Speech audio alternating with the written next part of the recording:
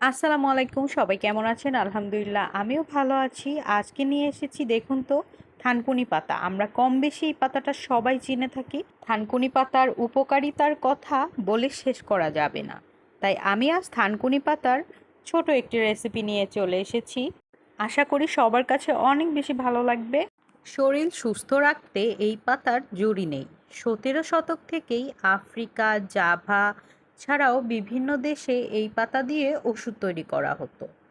মস্তিষ্কের কর্মক্ষমতা বাড়াতে এই পাতা বাটা খাওয়া খুবই উপকারী। এই পাতার রস এতটাই উপকারী যে মধুর সঙ্গে এই পাতার রস মিশিয়ে খেলে কাশি এবং শ্বাসতন্ত্রের যে কোনো অসুখ সারাতে সাহায্য করে। মাত্র 2-3টি উপকরণ দিয়েই আমি সুন্দর করে এই পাতা বাটা একটা ভর্তা রেডি করে দেখাবো। কাঁচা পাতা কিভাবে ভর্তা খাওয়া যায় আর কি অসাধারণ টেস্ট!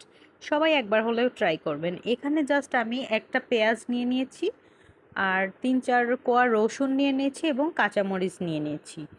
সব কিছু সুন্দর করে বেটে নিচ্ছি এবং দিয়ে দিতে হবে পরিমাণ মতো লবণ।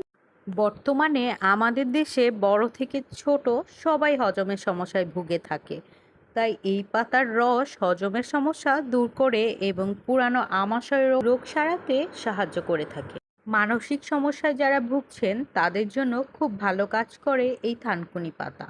থানকুনির রস স্ট্রেস হরমোনের ক্ষরণ নিয়ন্ত্রণ করে, ফলে মানসিক চাপ আর অস্থিরতা দুটোই কমে। এর ফলে অ্যাংজাইটির আশঙ্কাও কমে যায়।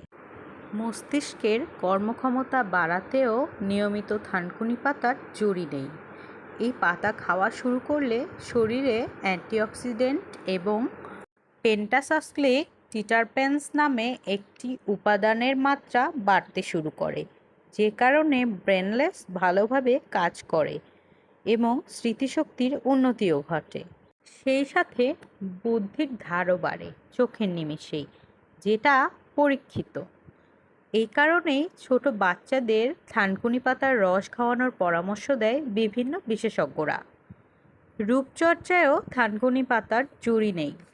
যৌবন ধরে রাখতে এই পাতার রস খুবই কাজ করে। প্রতিদিন 1 গ্লাস দুধের সাথে 5 থেকে 6 চামচ থানকুনি পাতার রস মিশিয়ে খেলে চেহারায় লাবণ্য চলে আসে এবং বার্ধক্যের ছাপটাও অনেকটাই কমে যায়। অনেক তো বলা হলো থানকুনি পাতার গুণের কথা, এবার আসি আসল কথায়, যেটা হলো এটার টেস্ট এতটাই মজা যে একবার এই থানকুনি পাতা বাটাটা খাবেন সে আশা করি কখনোই ভুলবেন না এই টেস্টটা। দেখুন আমার থানকুনির কাঁচা পাতাটা কিন্তু বাটা অলমোস্ট কমপ্লিট হয়ে গিয়েছে। এখন আমি সব কিছু একসঙ্গে যে মিশিয়ে নিচ্ছি। মেশানো হয়ে গেলে গরম গরম ভাতের সঙ্গে পরিবেশন করে দিব। আর আপনারা কিন্তু চাইলে এভাবে খেতে পারেন অথবা ব্লেন্ড করেও নিতে পারেন। তো এটাই ছিল আমার আজকের রেসিপি। এটা কেমন লেগেছে সবাই কমেন্টস করে জানাবেন। দেখা হবে নতুন কোনো ভিডিওতে। সেই পর্যন্ত ভালো থাকবেন, সুস্থ থাকবেন সবাই।